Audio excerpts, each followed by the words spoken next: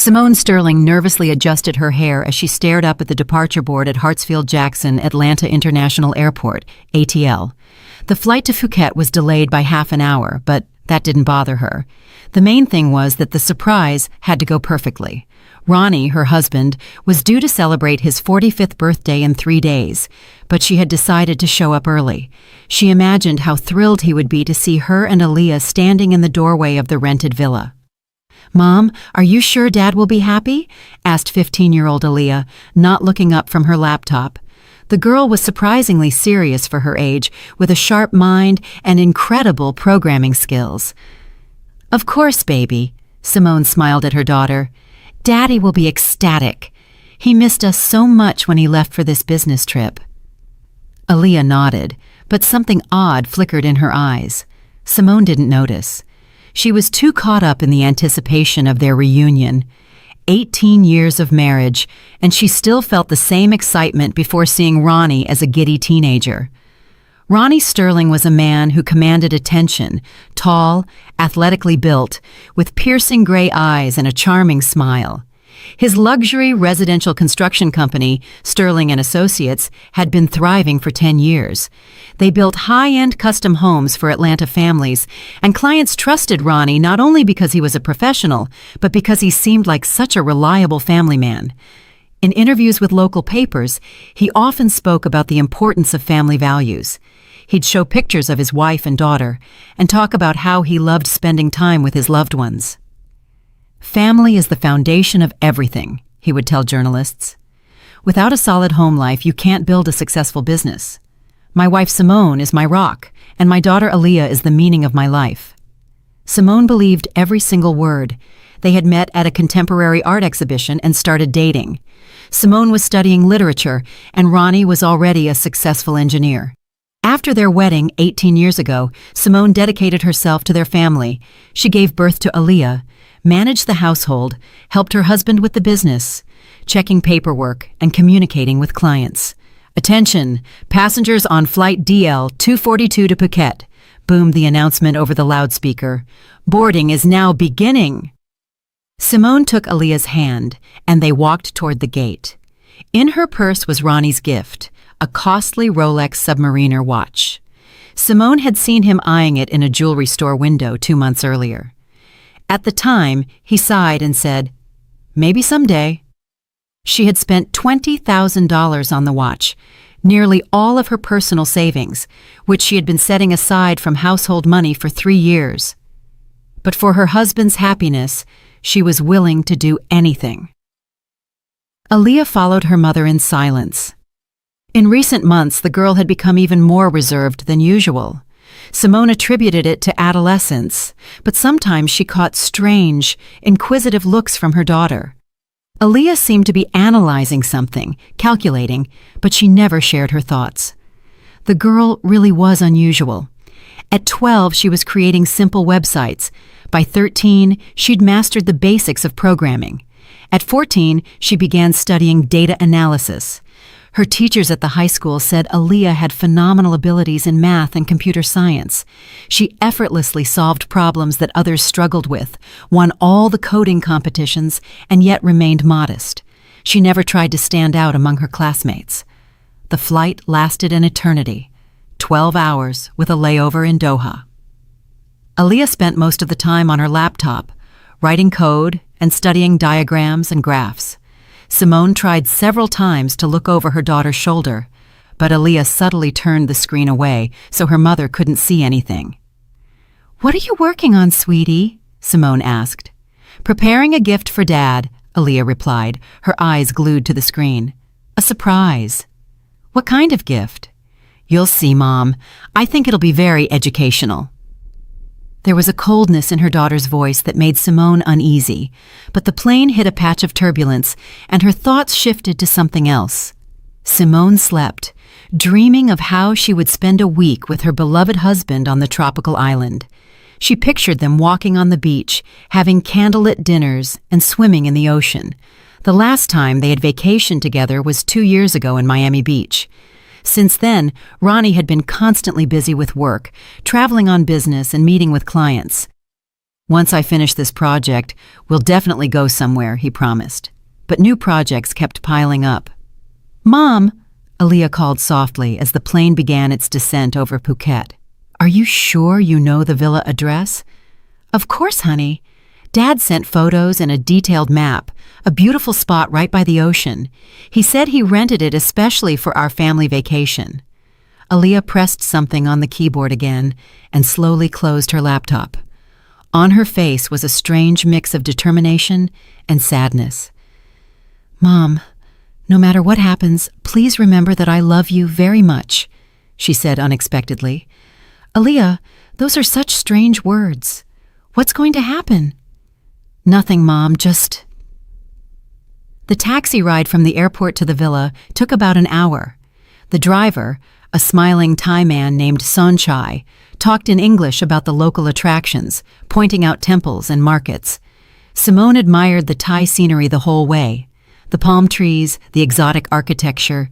The air was humid and warm, smelling of flowers and spices. This was her first visit to Asia, and everything seemed surprising and new. Aaliyah remained silent, periodically checking her phone. Some notifications flashed on the screen, but the girl quickly dismissed them. Ma'am, your husband is a very good man, Sonchai said in English. He's been renting this villa for a week. I brought him here. Aaliyah tensed and looked intently at the driver. Her face turned to stone. Simone didn't understand the English conversation, but she sensed her daughter was troubled. What did you talk about? She asked. Nothing important, Mom, Aaliyah replied. The driver was just telling me about local customs. The villa turned out to be even more beautiful than in the pictures. It was a 2-story building with white walls and a red-tiled roof, surrounded by tropical greenery. Palm trees, hibiscus, and orchids grew all around. A small pool sparkled in the sun, and the ocean was visible behind it. The place really was a paradise. Simone felt a surge of happiness that Ronnie had chosen such a romantic spot for their vacation. She imagined them having breakfast on the terrace, gazing at the ocean. Daddy's going to be so happy to see us, she whispered. Yes, Mom, Aaliyah replied softly. He'll definitely be surprised. They entered the cool foyer. The villa was tastefully furnished, teak wood furniture, silk curtains, and local artwork. The scent of jasmine hung in the air, along with a faint smell of men's cologne that Simone recognized. It was Ronnie's favorite. On the coffee table were documents in English and Thai, the villa rental agreement, tourist brochures, and island maps. Next to them were 2 empty wine glasses and an empty bottle of Moet and Chandon French champagne. Looks like Dad had clients over here, Simone said, gathering the glasses. You know how he likes to impress his partners. Aaliyah said nothing, just pressed her lips together. Silence reigned in the house. All they could hear was the soft hum of the air conditioning and the sound of ocean waves outside the window. Simone walked up to the second floor where the master bedroom was located. Aaliyah followed, holding her phone tightly. On the staircase steps were women's high-heeled shoes, red stylish, size 7. Simone picked them up and examined them closely. The shoes were expensive, Italian, but she had never worn anything like them. She wore a size 9. That's strange, she murmured. Where did these women's shoes come from? Mom, Aaliyah said softly, maybe you shouldn't go up there. Why? What's wrong? I just think we should call Dad first and let him know we arrived. But Simone was already at the top of the stairs. In the hallway, there were more things, a silk women's blouse and men's jeans that she recognized as Ronnie's. Her heart began to pound faster. What was happening here? The door to the master bedroom was slightly ajar. Simone pushed it open and froze. On the huge snow-white bed, Ronnie was asleep, his arms sprawled out. His torso was bare, his hair disheveled. And on the edge of the bed, wearing sea-green silk pajamas, sat a woman with dark, tousled hair. Simone knew her. She'd known her since childhood. It was her younger sister, Carissa.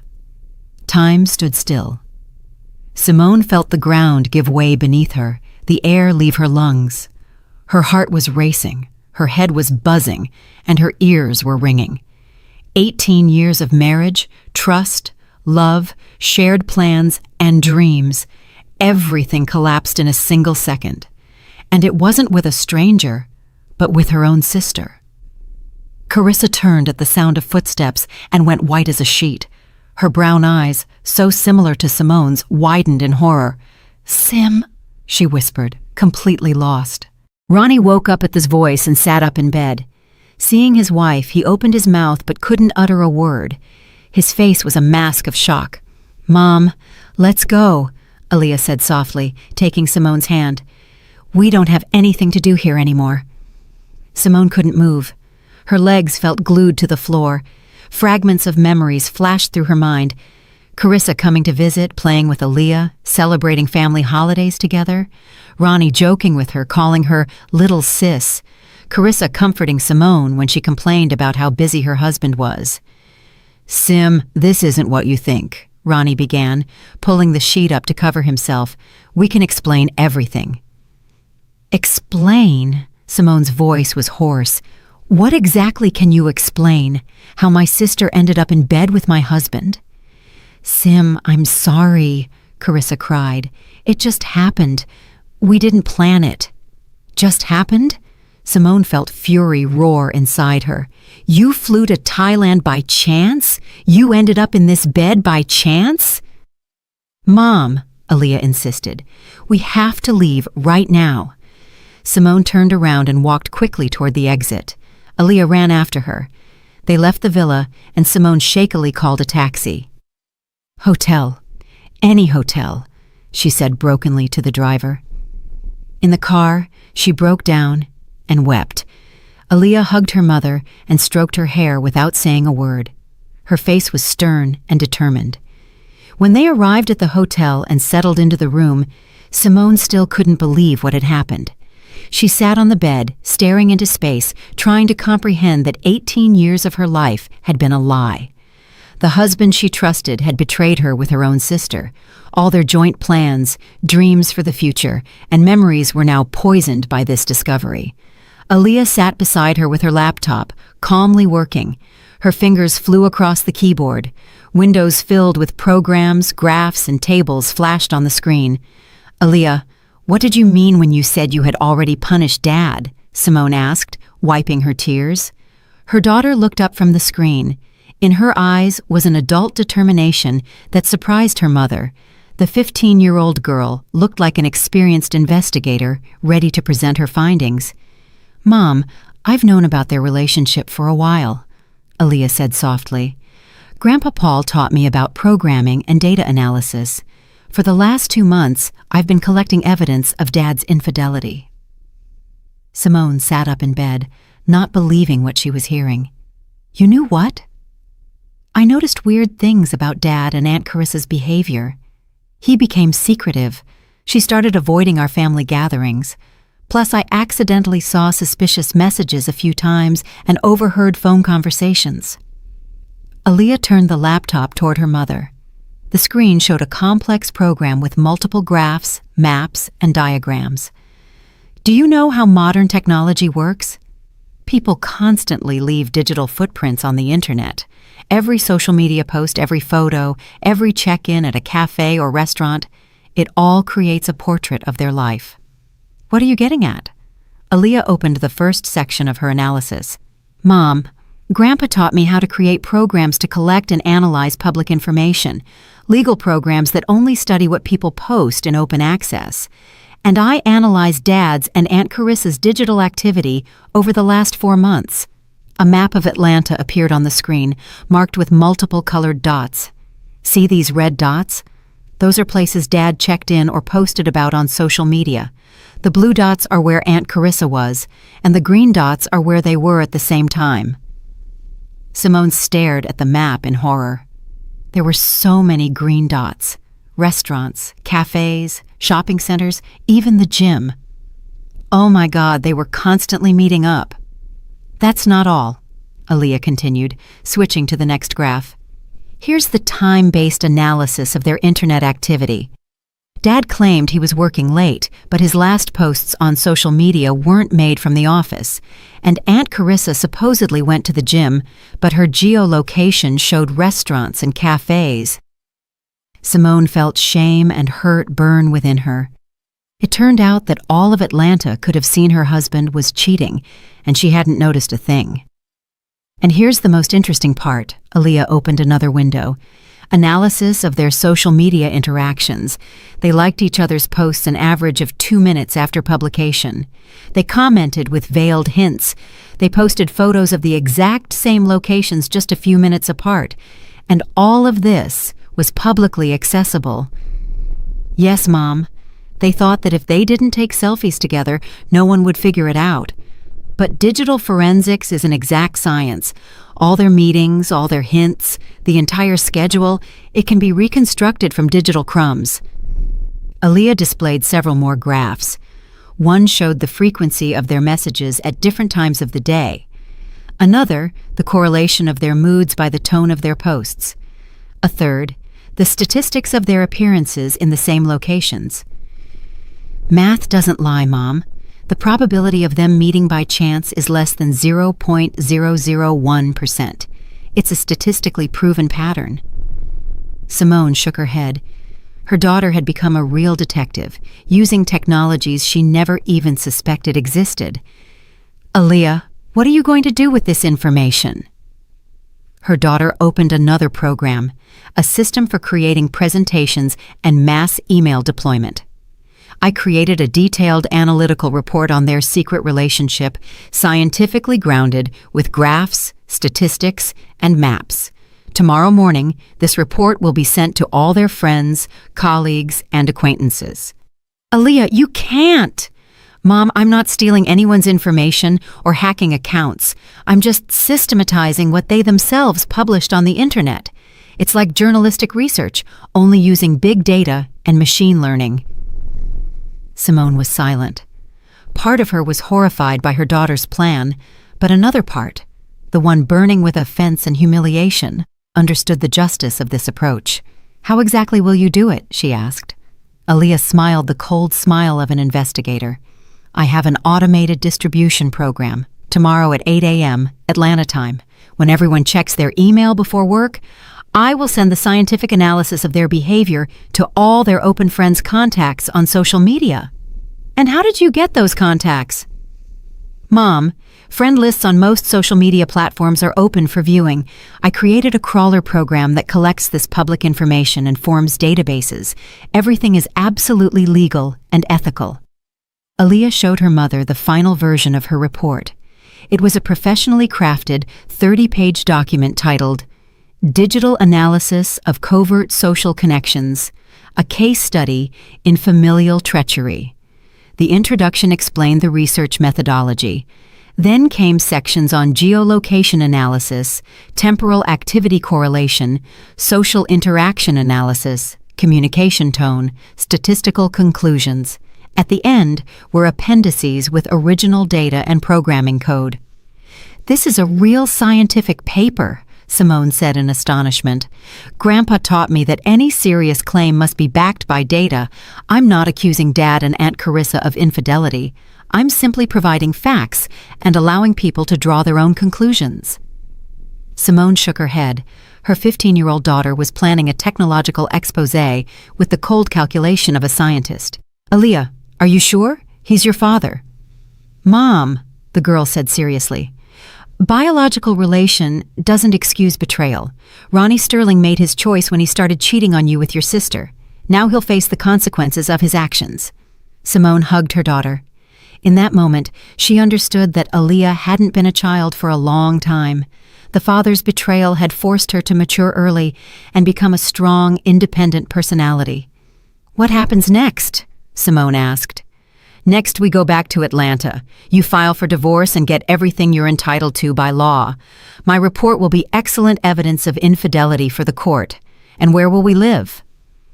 Grandpa Paul invited us to Germany a long time ago. He moved there 6 months ago at the invitation of his old friend. Remember him telling us about it? Grandpa has a contact, Frederick Zimmerman. He's a widowed engineer at BMW. Grandpa says he's a very honorable person. Simone reflected. She did remember her father's stories about moving to Germany.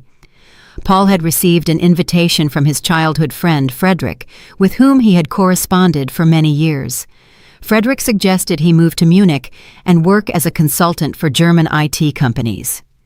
"You've thought of everything," she said with admiration. "Grandpa didn't just teach me programming, Mom. He taught me strategic planning, systems analysis, and long-term forecasting. This situation requires a comprehensive solution." Simone's phone rang. Ronnie's name flashed on the screen. Aaliyah looked at her mother. "Don't answer yet. Let him worry and reflect on his actions." Simone declined the call. A minute later, a text message arrived. "Sim, please listen to me. This isn't what it looks like. We can talk everything through." "Classic manipulative tactic," Aaliyah commented. "It's not what it looks like. Interesting how he'll explain being in bed with your sister." Simone smiled for the first time in hours. Her daughter was right. What explanations could there be? Another message arrived from Ronnie. "Aaliyah, answer your father. We need to talk as a family." Aaliyah took her mother's phone and quickly typed a reply. "Data collected. Analysis complete. Results will be published tomorrow at 8 a.m. Atlanta time. Respectfully, your daughter analyst, Aaliyah." "Aaliyah!" Simone exclaimed. "What? I didn't lie. The results really will be published." Within minutes, the phone was flooded with calls from Ronnie, but they didn't answer. "Mom, go to sleep," Aaliyah said. "We have a very interesting day tomorrow, and I'll do a final verification of the distribution system in the meantime." Simone lay down but couldn't sleep. Her head spun with thoughts of betrayal, the future, and how to live now. Next to her, her daughter softly typed, preparing the technological revenge for the cheating husband and the treacherous sister. The tropical ocean roared outside the window, but Simone didn't hear it. She was thinking about how her life would change forever tomorrow. The morning in Atlanta was gray and rainy. Ronnie woke up in a hotel. After the argument with his wife, he didn't dare stay in the villa with Carissa. She went to her own hotel, and they agreed to meet in the morning to discuss how to deal with the crisis. At that moment, exactly at 7:30 a.m. Atlanta time, Aaliyah was sitting in the hotel room in Phuket, in front of her laptop. Simone was sleeping under the effect of a tranquilizer. "The time has come," Aaliyah whispered and pressed the necessary button. The distribution was launched. The program started running. Lines with email addresses, delivery statuses, and counters of sent messages appeared on the screen. The first batch went to Ronnie's colleagues and business partners, 247 addresses. It was a detailed presentation titled Expertise Analysis of Covert Connections in a Business Environment. It included maps of Atlanta with marked meeting points, temporal activity graphs, and statistical tables. 5 minutes later, a similar but expanded presentation was sent to all of Carissa's acquaintances. 156 addresses. Aaliyah added extra sections to the main analysis: psychological behavioral patterns, sociometric analysis of communications, predictive model of relationship development. At exactly 8 o'clock, the third wave began. Emails were sent to family, friends, and relatives. 89 addresses received the full report with the conclusion: based on the analysis of 1,247 units of data collected from open sources during the period from March 15th to July 12th, the existence of systematic covert contacts between the research subjects is established. The signature on each email was strictly scientific. Independent research results of social connections. Methodology based on big data analysis. All raw data obtained from publicly accessible sources. Research conducted by A. Sterling, age 15, 10th grade student, digital forensics enthusiast. The reaction was immediate. Ronnie was having breakfast in the hotel restaurant, reading the news on his tablet, when his phone started ringing off the hook with calls and notifications. The first to call was his business partner and best friend, Sean Garrett. "Ronnie, did you see what your daughter sent?" Sean's voice was a mix of shock and admiration. "What happened?" "Check your email right now and prepare for a surprise." Ronnie opened his email and found a letter from Aaliyah with the subject: Research Results. Studying the presentation, He froze. His daughter had proven his infidelity with mathematical precision and scientific rigor, using only publicly available information. The document was designed like a real scientific paper, with an abstract introduction methodology description, results, conclusions, and a list of sources used. Aaliyah even included a section, research limitations and recommendations for future study. Responses from recipients were already pouring in below the email. Ronnie, I'm impressed by your daughter's professionalism. Such a data analysis deserves to be published in a scientific journal, wrote a professor from Georgia Tech whom Ronnie collaborated with. Aaliyah is a genius, but you, Ronnie, should be ashamed, added an old friend. Poor Simone. Ronnie, how could you? His neighbor indignantly wrote. Excellent work. I will show this presentation to my students as a practical example of big data analysis, wrote the dean of the Faculty of Computer Science. In a panic, Ronnie called Carissa. Carissa, did you see it? I see it! She screamed hysterically into the phone. What is happening? How did she find all this out? Was she following us? Worse, she analyzed all our posts, photos, and comments on social media. Aaliyah knows how to code. She created some kind of analytical system. What? Your daughter, but she's only 15. She learned from her grandfather. Paul is a programmer with 40 years of experience. Carissa sobbed over the phone. Her own email was also flooded with messages.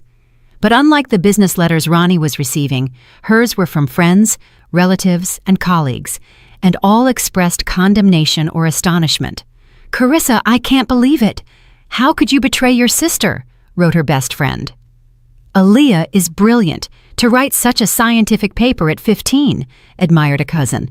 Carissa, your behavior is incompatible with the image of our firm, her boss severely wrote. Ronnie, what are we going to do? I'm going to be fired today, and your clients will see this. Indeed, Ronnie's phone wouldn't stop ringing.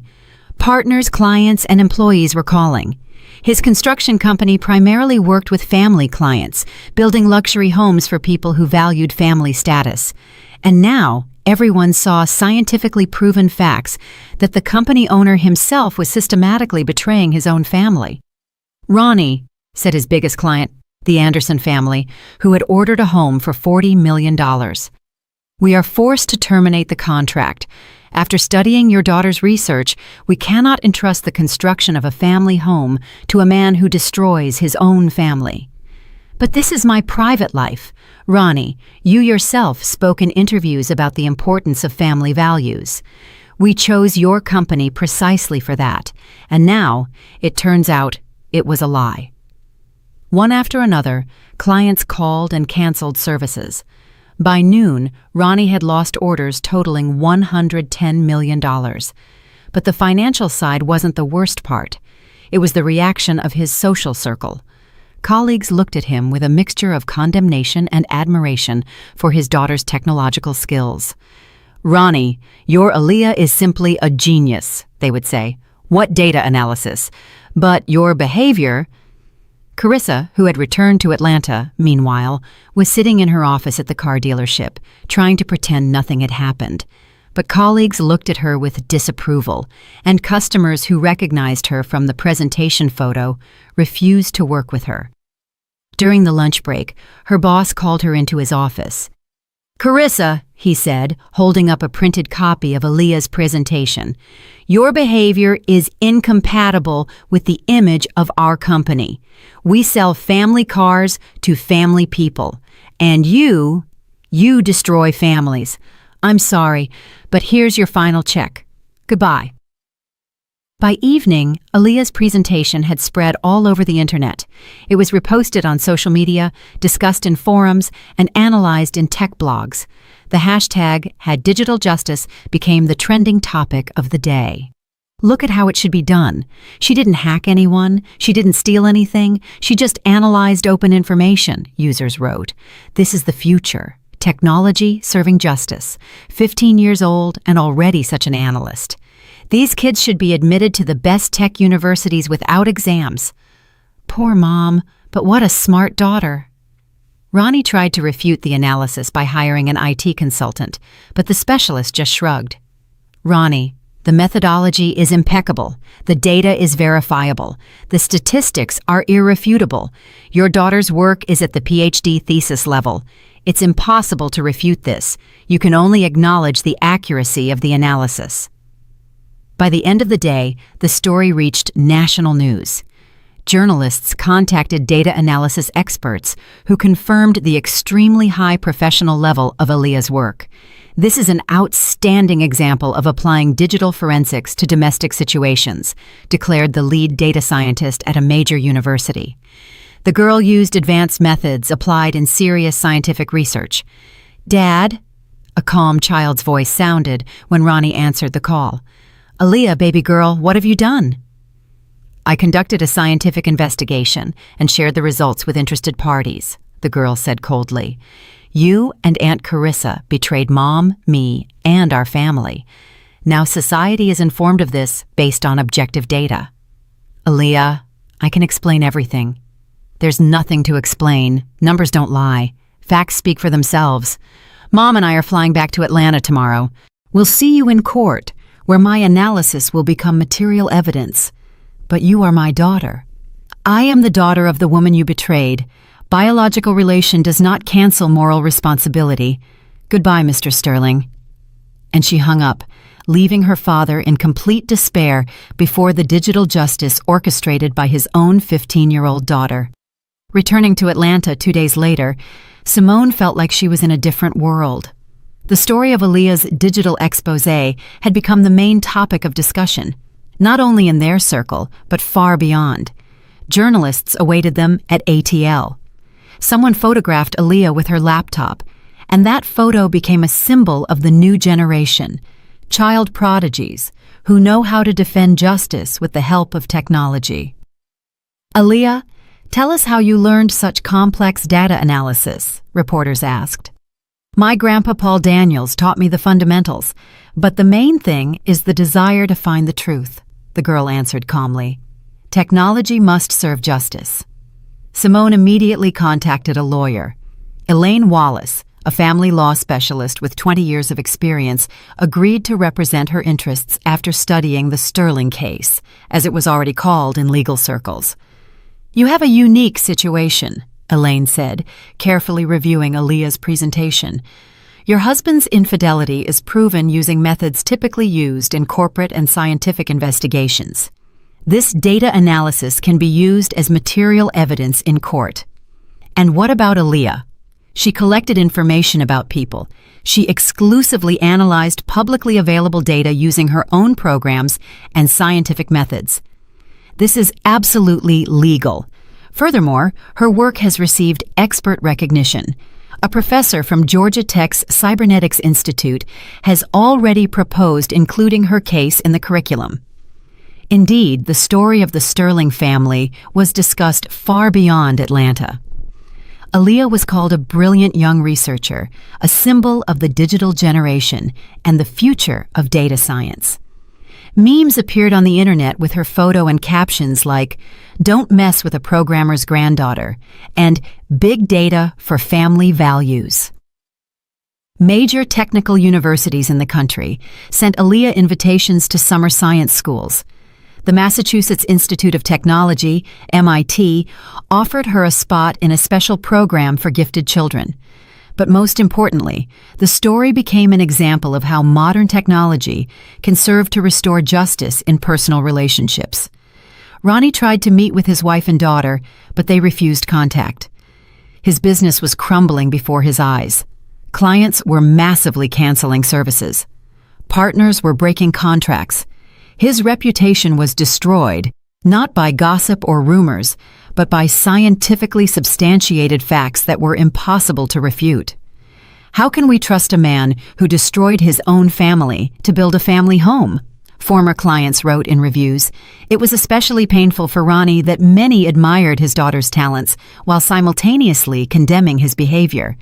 "Aaliyah is the pride of America, but the father..." Such comments were everywhere. Carissa found herself in an even more complicated situation.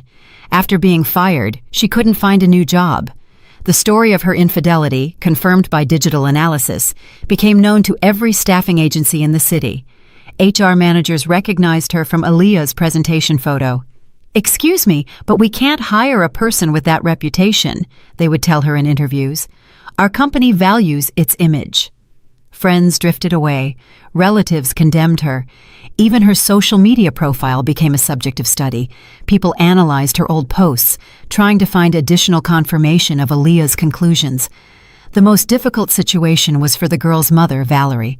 The 60-year-old woman called both daughters to her small apartment a week after their return from Phuket.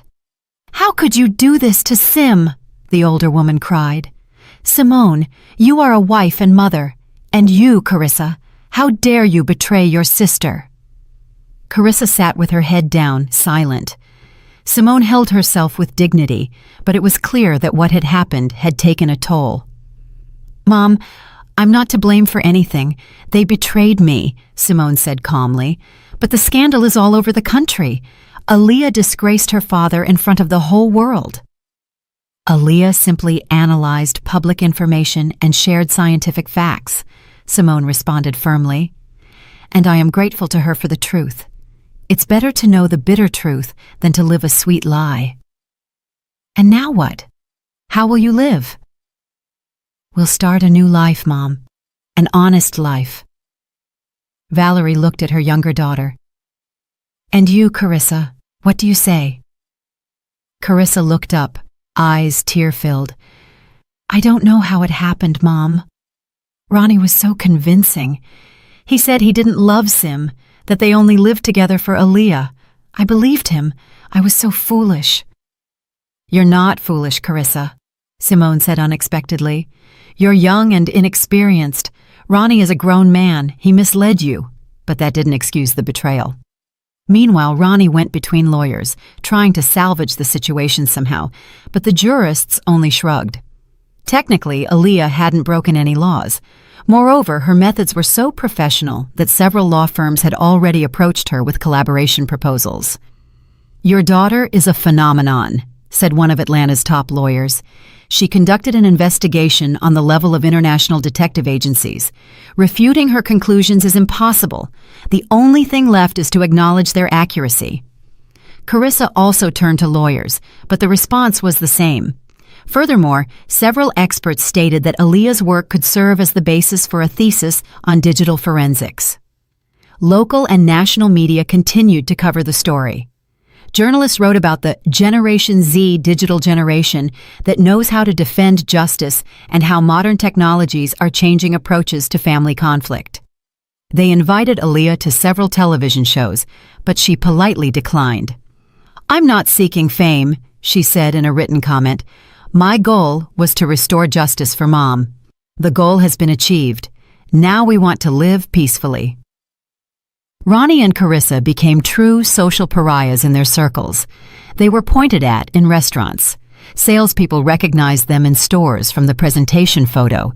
Old acquaintances crossed the street to avoid them. An especially comical situation happened with Ronnie at the Gold's Gym, where he had worked out for 5 years. When the trainer saw him, he announced to the entire gym, "Attention, a real celebrity is with us today. Ronnie Sterling, the one whose infidelity was proven by his genius daughter using big data analysis. Let's give him an ovation for his involuntary contribution to the development of digital science." The entire gym laughed and applauded. Someone yelled, "Where's your daughter? We want to meet the young genius." Ronnie ran out of there amidst the mocking comments and never returned to that gym. Carissa faced similar humiliation at the Aura Salon, where she was a regular client. The manicurist, recognizing her, loudly told her colleagues, "Girls, look, this is that Carissa, the heroine of her niece's scientific investigation. Maybe we should also study data analysis to check our clients for family scandals." All the salon visitors turned and began to examine Carissa with curiosity. Like an exhibit in a museum, several women recognized her and started whispering among themselves. "Yes, that's her. I saw her photo in that presentation. How could she betray her sister? But that little girl is smart, a real detective." Carissa fled the salon without waiting for her service and never went back. But the most terrible thing wasn't the public condemnation. It was that her relationship with Ronnie also fractured. Under the pressure of the scandal and the collapse of their routine lives, they began to blame each other. "This was all your idea," Carissa yelled during one of their meetings. "You suggested going to Phuket. You said everything would be secret." "And who agreed?" Ronnie retorted. "Who was the first to flirt on social media, leaving all those comments that Aaliyah later analyzed? You said you didn't love Sim, and you said her correctness irritated you. We promised to be careful, and we were careful. Who could have known that a 15-year-old girl would turn out to be a digital forensics specialist?" Their affair, built on betrayal and lies, didn't withstand the first serious test. They realized they didn't really love each other. They were only united by the forbidden nature of the relationship, the adrenaline of deceit, and the novelty of the feelings. When those illusions crumbled under the weight of the consequences, it turned out they had nothing left to say to each other. Ronnie saw Carissa as the cause of his business's downfall, and Carissa blamed him for the destruction of her reputation and career. A month after returning from Phuket, they stopped communicating. Ronnie focused on trying to save the remnants of his business, and Carissa looked for work in other cities where she wasn't known. But the internet never forgets. Aaliyah's presentation became a classic example of applying data analysis to personal relationships. It was studied in universities, cited in scientific papers, and used as a case study in digital ethics courses. The story of the Sterling family entered textbooks as an example of how modern technologies changed traditional notions of privacy and justice. The divorce proceedings began a month after returning from Phuket. It was fast and painful for Ronnie, but legally fair. The judge of the Fulton County Superior Court, Judge Linda Castro, carefully studied all the case materials, including Aaliyah's famous presentation. "This is one of the most unusual cases in my practice," she declared at the first hearing. "The infidelity of one spouse is proven using methods typically employed in scientific investigations. The court recognizes this research as admissible evidence, as it relies exclusively on publicly available information. Public opinion, scientifically proven infidelity, and a minor daughter, everything was against Ronnie. His lawyer tried to challenge Aaliyah's methods, but the expert opinion confirmed the impeccability of her work. Considering the nature of the defendant's infidelity, confirmed by digital analysis data," the judge announced at the final session, "the court awards the plaintiff one-half of the jointly acquired property, including the apartment in downtown Atlanta, the house in Sandy Springs, and 50% of the shares in the Sterling and Associates construction company, plus child support for the minor daughter." Ronnie sat gloomy and dejected. In 3 months, he had transformed from a successful entrepreneur into a pariah, having lost his family and a large portion of his fortune. After the hearing, he tried to approach his daughter in the courthouse hallway. "Aaliyah, can I talk to you?" The girl, who had matured even more in these months and become more self-assured, looked at him with the calm, inquisitive gaze of a researcher. "We have nothing to discuss, Mr. Sterling." "Aaliyah, I know I messed up, but—" "You didn't simply mess up. You committed a systemic error that led to the collapse of the family structure. You betrayed Mom, who trusted you. You forced me, at age 15, to take up digital forensics instead of studying for exams. I can fix it."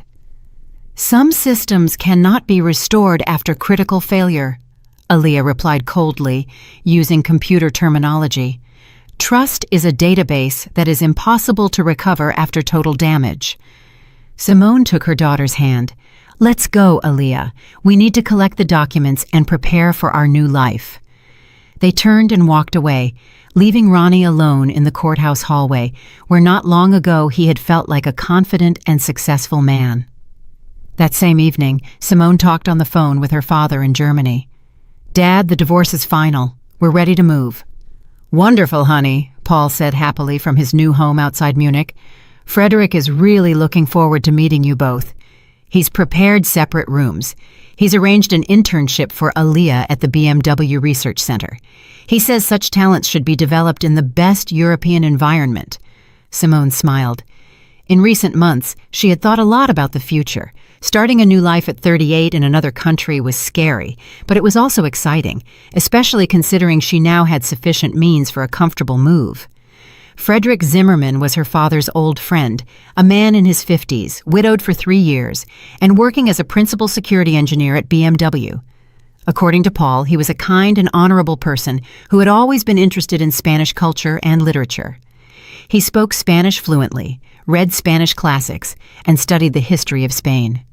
"Aaliyah, you don't mind the move?" Simone asked her daughter. "Mom, after what happened, I have nothing to do here. Everyone at school, on the street, in the stores, they all know our story. Some admire my tech skills. Others condemn me for destroying the family. It's better to start with a clean slate in a place where they value a scientific approach to life. And your research?" "Oh, this is just the beginning." Aaliyah's eyes lit up. "Grandpa promised to introduce me to leading German data analysis specialists. The culture of scientific research is very advanced in Germany. I'll study machine learning, artificial intelligence, and the creation of ethical algorithms. Who knows? Maybe I'll become a real scientist and help people solve complex problems." Simone hugged her daughter. Aaliyah surprised her every day. At such a young age, she had shown analytical strength and strategic thinking that would be impossible for many adult specialists. The sale of the properties took a month. The apartment in downtown Atlanta that Simone was awarded by the court sold for $40 million. The house in Sandy Springs brought in another $20 million. Furthermore, the share in the business which Ronnie's business partner bought added another $35 million. In total, Simone received a sum that ensured a prosperous life in Germany and excellent education for Aaliyah. Ronnie tried to contact them before they left, but Simone changed her phone number and blocked all his contacts. She no longer wanted to hear justifications or promises. Carissa also called through mutual acquaintances, begging for forgiveness and a meeting. But Simone was unyielding. Forgiving her sister's betrayal was harder than her husband's infidelity. "Mom, do you think we're doing the right thing?" Aaliyah asked on their last night before leaving, as they sat in the empty apartment among their packed suitcases. "You know, honey, sometimes you have to have the courage to radically change your life. Your grandpa always said, 'Life is too short to waste it on those who don't value you.'" "And you don't regret that I published the analysis results?" Simone reflected. At first, she was shocked by the scale of the consequences. But later I understood, if it weren't for you, I would have lived for more years in deceit. You saved me from a false life using your mind and modern technologies. Grandpa said that the most important thing in scientific work is honesty and objectivity. If the data shows a problem, you have to solve it, not ignore it. And you solved our family's problem. I identified a hidden error in the system and eliminated it, Aaliyah replied seriously. Now we will live in a system based on honest data. Simone laughed. Her daughter always knew how to find accurate technical analogies for life situations. They barely slept on their last night in Atlanta. Simone reviewed photos, documents, and things. 18 years of shared life that fit into a few boxes.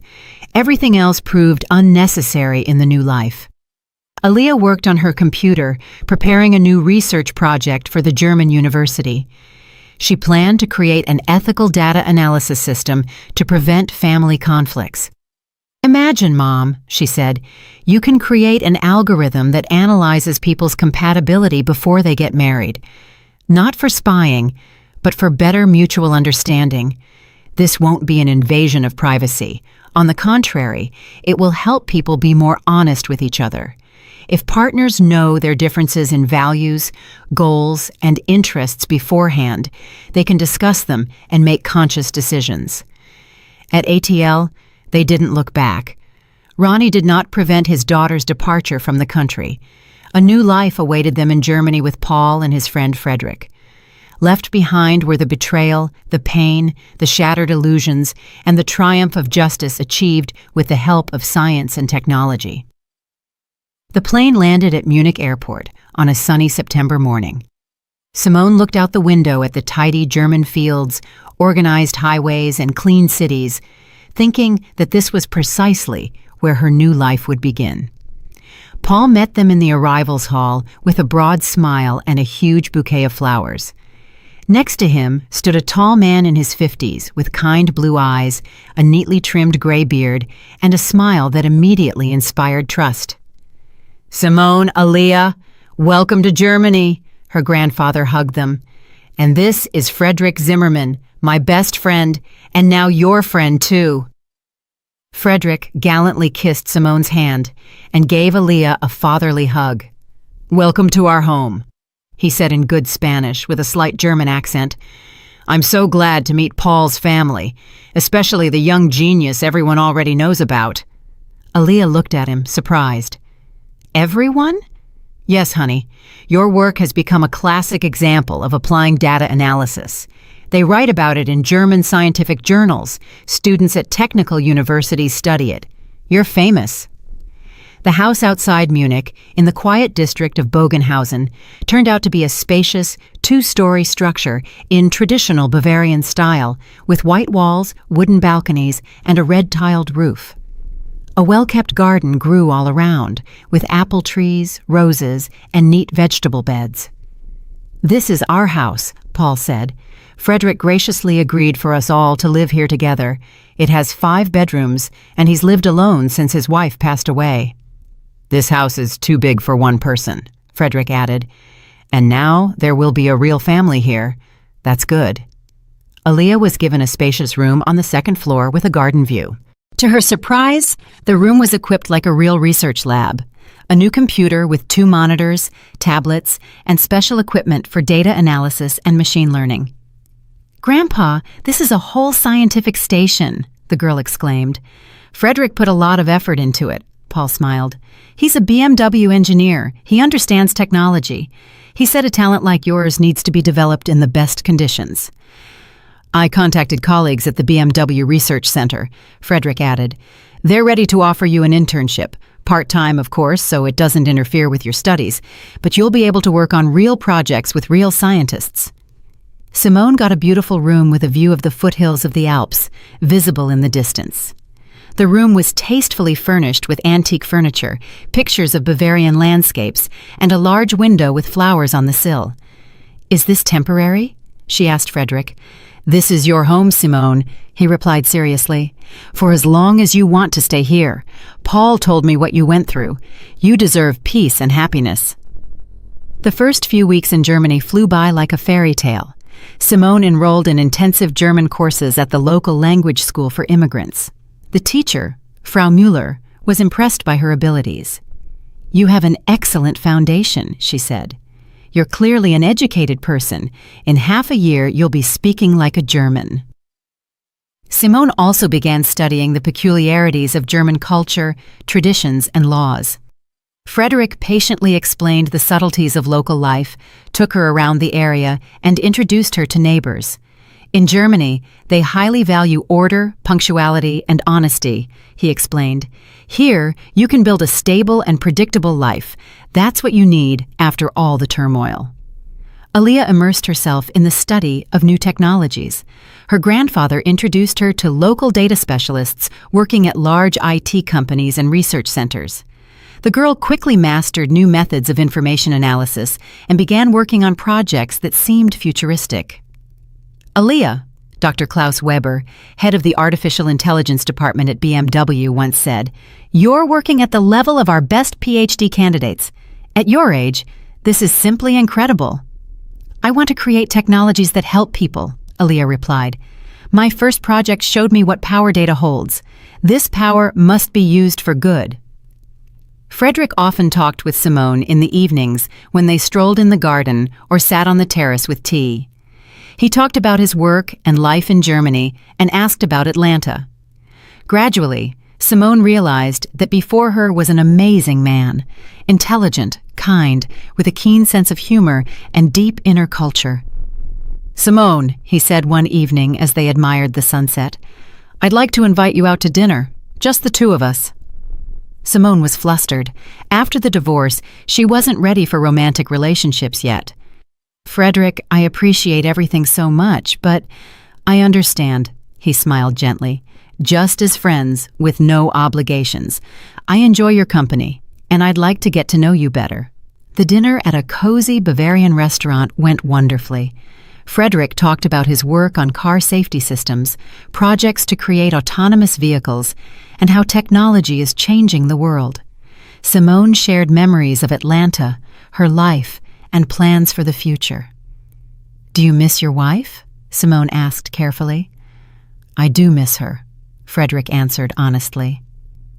"Greta was a wonderful woman. We lived together for 22 years, but she died of cancer 3 years ago. But I understand that life goes on. Greta wouldn't want me to wallow in sadness." "How did you cope with the loss?" "Work helped, and friends, especially your father. Paul told me so much about you and Aaliyah. His stories about your family and the importance of close people helped me understand that loneliness is not the answer." Meanwhile, news arrived from America that Aaliyah followed through special internet monitoring programs. Ronnie was finally ruined.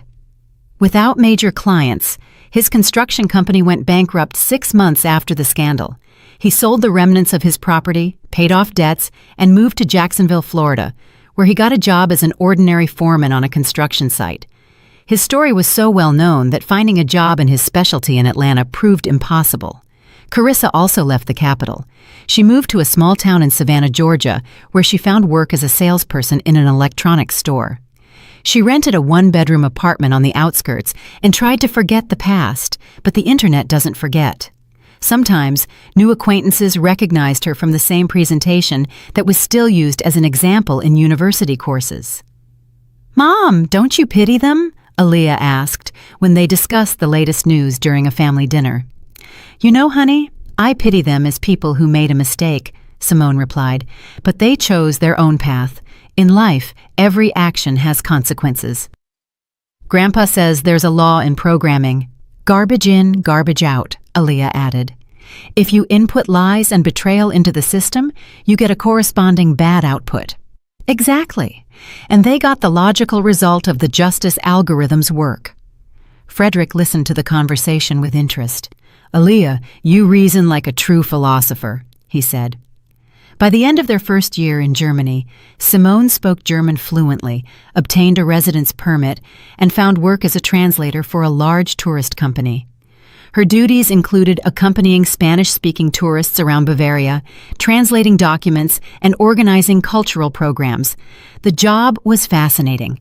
Simone traveled to King Ludwig II's castles, led tours of breweries, and talked about the history of Munich. Her colleagues were friendly. The management valued her professionalism and knowledge of Spanish culture. "Simone brings us many new clients," the company director, Herr Baumann, would say. "Spanish tourists trust her. They feel comfortable." Frederick became her best friend and mentor in German life. He patiently helped with bureaucratic issues, explained the intricacies of the local mentality, and introduced Bavarian traditions. On weekends, they often went on excursions to Neuschwanstein Castle, Lake Chiemsee, and the Alps. "Simone," he said one evening when they were sitting in the garden under the stars after returning from a trip to Salzburg, "I want to confess something to you." "What is it?" "I've fallen in love with you. I know it's too early to talk about this, but I can't keep quiet any longer." Simone felt her heart quicken. She too had grown fond of this kind and honest man who had surrounded her family with care and warmth over the past year. "Frederick, don't answer now," he said softly. "Just know that I'm willing to wait as long as necessary. You've had a difficult life. You need time." "And your wife, Greta?" "Greta was part of my past, a wonderful part that I will never forget. But you are my present, and I hope my future." That night, Simone couldn't sleep for a long time. For the first time in many months, she was thinking not about past hurts, but about the possibility of new happiness. Another year passed. Aaliyah became a true expert in the field of ethical data analysis and machine learning. At 16, she was already participating in serious research projects. She received grants from European scientific funds. She spoke at international conferences. "Mom," she said one day during breakfast, I've been offered an internship at Stanford University in California. It's one of the best technical universities in the world. They're creating an ethical artificial intelligence lab.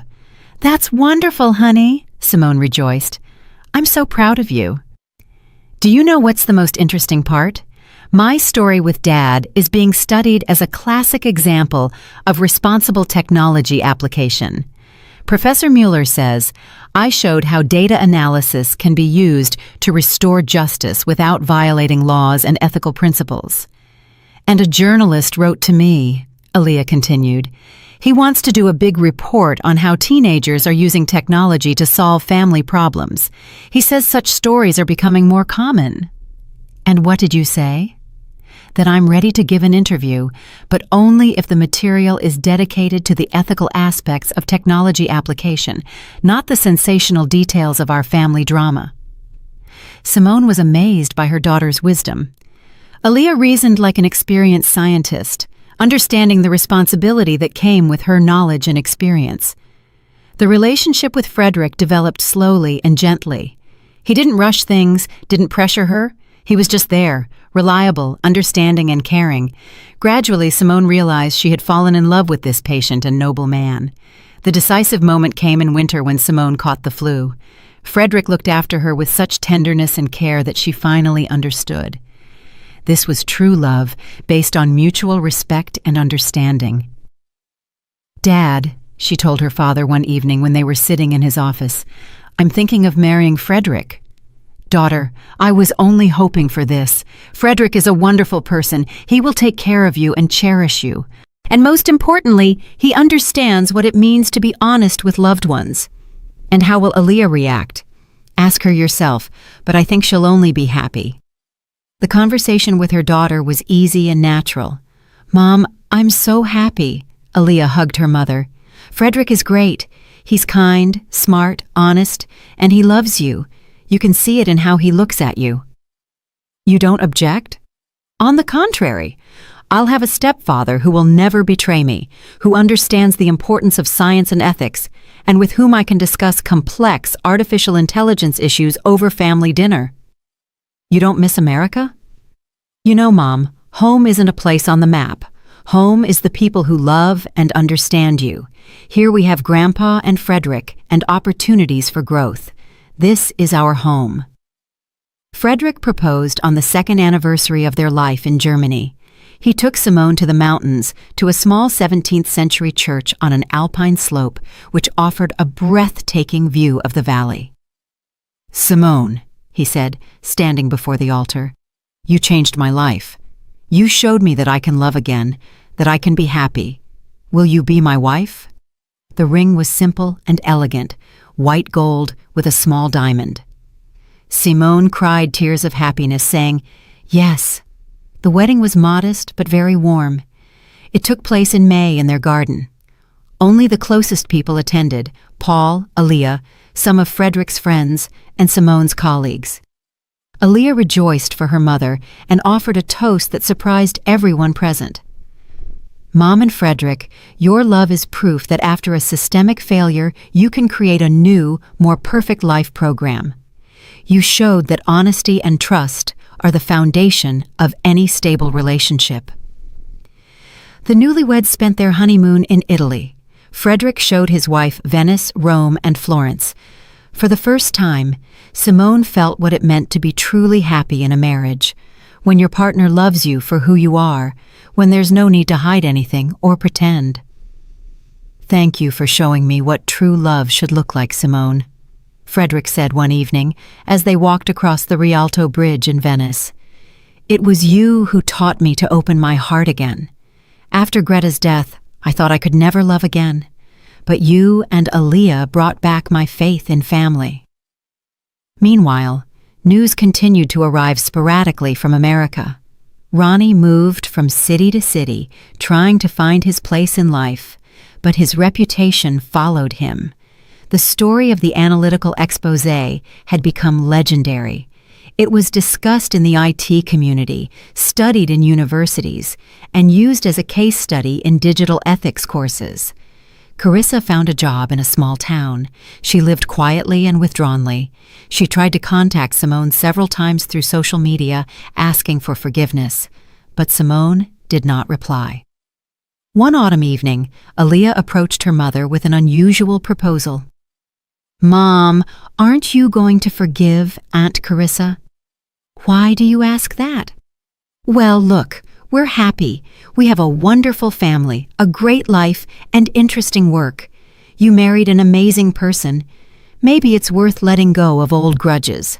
Simone reflected. Indeed, why waste emotional energy on anger when her life had worked out so wonderfully? "And will you forgive Dad?" she asked her daughter. "No," Aaliyah said firmly. Aunt Carissa was young, inexperienced, and misled by an older, more influential man. But Dad was the head of the family who bore responsibility for all of us. His betrayal is a high-level, systemic error that cannot be restored. Simone understood her daughter's logic. Carissa was the younger sister who had always been a bit naive and gullible, and Ronnie was the man she had entrusted her entire life and her daughter's life to. A few days later, Simone wrote a short letter to her sister without excessive emotion. "Carissa, I forgive you not because you deserve it, but because I don't want to spend any more emotional resources on negative feelings. I wish you find your happiness and stop betraying others. Be honest with yourself and those around you. Love, Sim." The reply arrived a week later. Carissa wrote a long letter full of remorse about how she had realized her mistake, how she had changed, and how grateful she was for the forgiveness. "Aaliyah taught me the most important lesson in life," she wrote, "that in the age of technology, lies and betrayal will inevitably be exposed. Now I live honestly. I work with children at the local community center. I'm trying to atone for my guilt with good deeds." "Do you think she really changed?" Aaliyah asked. "I don't know," Simone replied. "I have more important tasks. Family, work, happiness. Focus on the right things." "Agreed," her daughter said. Frederick listened to the conversation and smiled. He was getting used to the fact that even emotional issues in his family were discussed from a scientific perspective, but at the same time, with great warmth and understanding. Aaliyah finished high school and enrolled at the Technical University of Munich in the Faculty of Computer Science, specializing in ethical artificial intelligence. At 18, she was already known in the international IT community as an expert in the responsible application of data analysis technologies. "Mom," she said before the start of the new academic year, "I've been offered a partnership in a European project. We'll be creating standards for the ethical use of artificial intelligence in social research." "That's a huge responsibility for your age," Simone said. "Age is just a number, Mom. Experience and understanding of consequences are what matter, and I have a case study that is being studied at all European universities." Frederick, meanwhile, was promoted at BMW and now headed the Department of Development of Security Systems for Autonomous Vehicles. He often consulted with Aaliyah on issues of the ethical application of machine learning algorithms. "Your daughter is brilliant," he told Simone during a family dinner.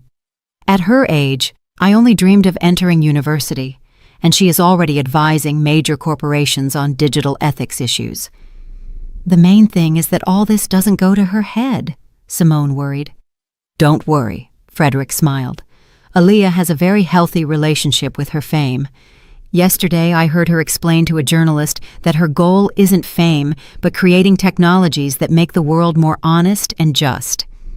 The family's life was peaceful and happy. Simone worked at the tourist company, studied German history and culture, and traveled through Europe with her husband. Frederick proved to be a wonderful life partner, reliable, loving, understanding, and someone with whom she could discuss everything. On weekends, they often went to alpine lakes, visited museums, and went to the theater. Frederick introduced Simone to German opera, and she introduced him to Spanish literature. In the evenings, they read Cervantes and Lorca aloud, discussing differences in mentality and culture. One day, Aaliyah came home with an unusual proposal. "Mom, Frederick, I have an idea for a new project," she said during dinner. Remember my story with the analysis of Dad and Aunt Carissa's behavior? Of course, Frederick replied. Your case is studied at all technical universities in Europe. I plan to create a platform to strengthen family relationships with the help of technology, but not for spying or control, but for better mutual understanding. What do you have in mind? Simone was interested. Imagine an app that helps couples better understand each other's needs, interests, and goals. People voluntarily fill out surveys about their values, plans, and dreams. The algorithm analyzes compatibility and gives recommendations.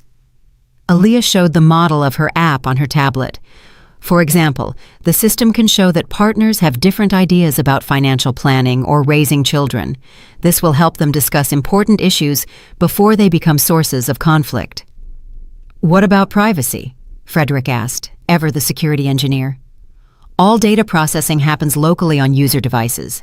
No personal information is transmitted to servers. Plus, complete transparency of algorithms. People understand how the system arrives at its conclusions. Interesting concept, Frederick said. It's like a digital family psychologist. Exactly.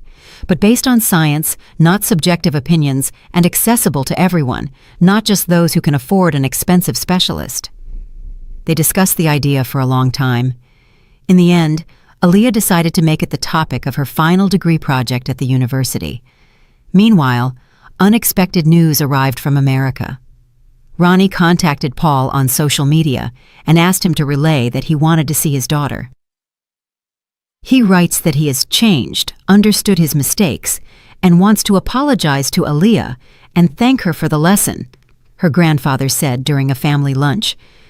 And what did she say? Simone asked. She said she'd think about it. Aaliyah truly thought for a long time. At 19, she was already a young adult capable of making independent decisions. Mom, she finally said, I'll meet with him. Are you sure? Yes. Not to forgive or resume relations, but to get the complete data picture and definitively close this research case. What data? I want to understand if people are truly capable of learning from their mistakes. This is important for my research on human behavior change under the influence of technology. The meeting was scheduled for a neutral location, a cafe in downtown Munich. Ronnie flew from America especially for the conversation. Simone and Frederick accompanied Aaliyah to the cafe, but didn't go inside. I'll see you in an hour, Aaliyah said. That's enough time. Ronnie had changed a lot in the years since the scandal. He had grayed, lost weight, and deep wrinkles had appeared around his eyes. He dressed simply, jeans, a shirt, a jacket. He looked like a person who had undergone serious life trials and reconsidered a lot. Aaliyah arrived at the cafe exactly at the appointed time. Seeing her biological father, she felt neither pity nor joy, only the professional interest of a researcher studying her subject of analysis. Ronnie got up to meet his daughter. Thank you for agreeing to meet. Sit down, Dad, she said briefly, taking a tablet and a recorder from her bag. I have a few questions to complete the long-term investigation. Ronnie was bewildered. Sitting before him was not the 15-year-old girl he remembered, but a confident, adult scientist ready for an interview. I wanted to apologize, he began. I understand that I acted horribly. I'm sorry. For what specifically? Aaliyah interrupted, making notes on her tablet. For infidelity to your mother, for the betrayal of family values, for forcing you, at 15, to take up digital forensics. Ronnie fell silent, not knowing what to say. Do you understand what influence your behavior had on the entire family system? Aaliyah continued in a professional tone. Mom experienced severe stress and was forced to radically change her life. I prematurely faced the need to make adult decisions. Yes, I understand all of that. What exactly? Aaliyah turned on the recorder. Describe your understanding of the situation. I understood that I destroyed the most important thing in my life, my family. Out of stupidity, momentary weakness, and selfishness. I lost you. I lost Simone. I lost the right to call myself a father. What conclusions have you drawn over these years?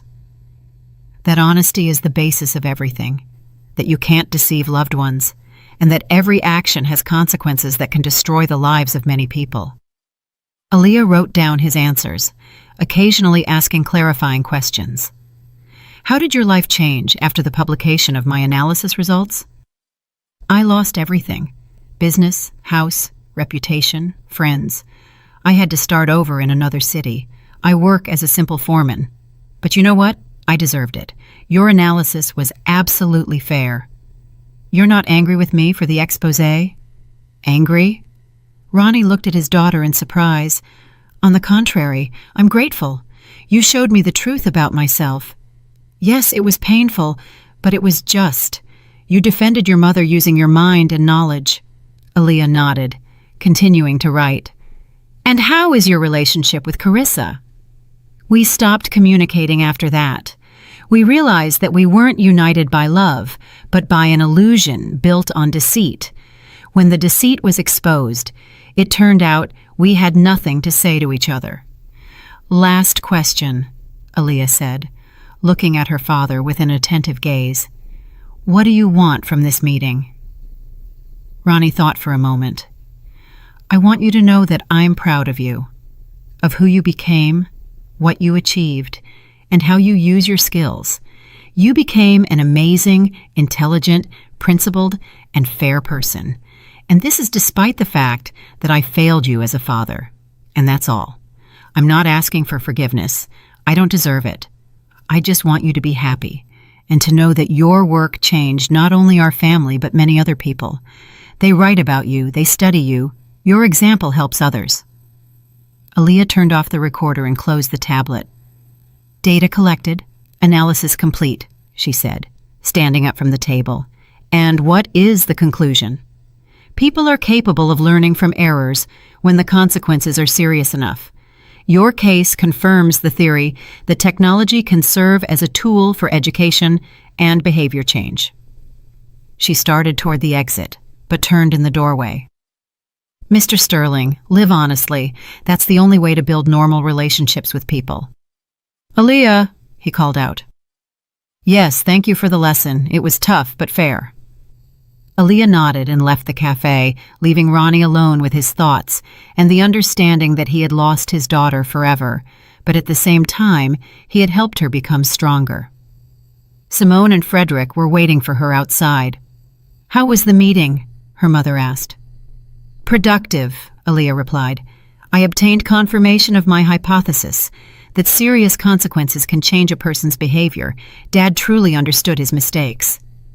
And how do you feel specifically? This case no longer requires additional investigation. A year later, Aaliyah graduated with honors from the Technical University of Munich.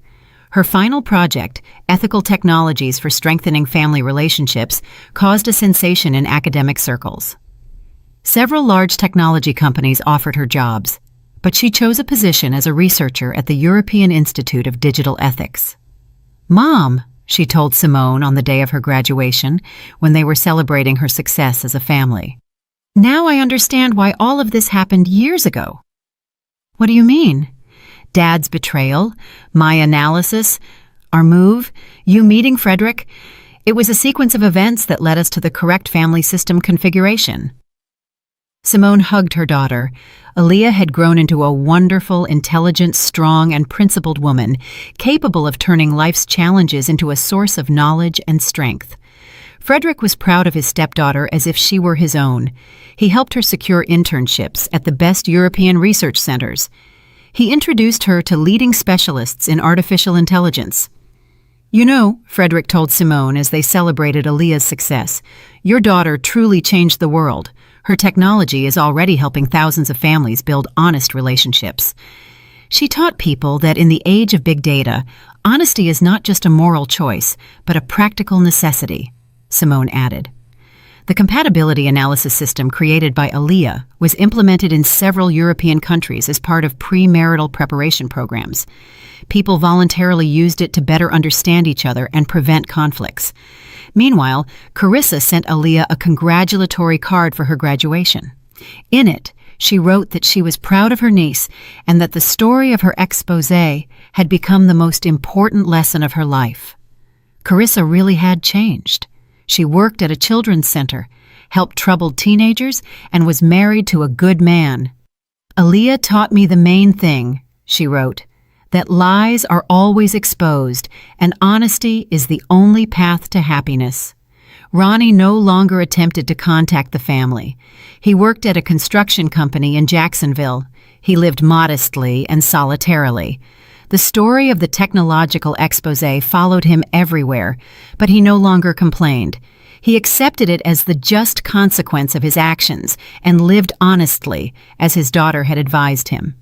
On her 20th birthday, Aaliyah announced important news to the family. I've been offered the chance to head a new ethical artificial intelligence laboratory in Zurich. It's a joint project of universities in Switzerland, Germany, and Austria.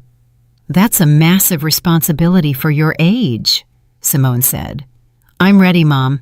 Everything that happened to us was preparation for this moment. My experience in the practical application of data analysis in complex ethical situations is unique. I'll be researching how to create technologies that make people better, not worse. How to use artificial intelligence to strengthen families, prevent conflicts, and support honesty in relationships. Simone looked at her daughter with pride. Aaliyah had become an outstanding scientist, but at the same time, she had remained a kind and ethical person. And you know what the most important thing is about our story? Aaliyah asked. What exactly? That we didn't become bitter. We applied a scientific approach to restore justice, but we didn't lose the capacity to love and trust. You married Frederick. I found my calling. We built a new family based on honesty and mutual respect. Simone hugged her daughter and her husband. Their family was truly happy, and somewhere far away in America, her ex-husband and sister lived with the consequences of their decisions, but without rancor. Each had received just punishment and an opportunity to start life anew. Justice had triumphed through science and technology, and that was right. Did you like the story, and which city are you listening from? Let's meet in the comments. If you liked the story, you can support me by sending a super thanks so I can keep bringing more stories like this. Thank you so much for your sweet support. I'm looking forward to your comments on the story. On the screen, you can see 2 new life stories that I highly recommend. There's so much more on my channel. Don't forget to subscribe. See you in the next life story with love and respect.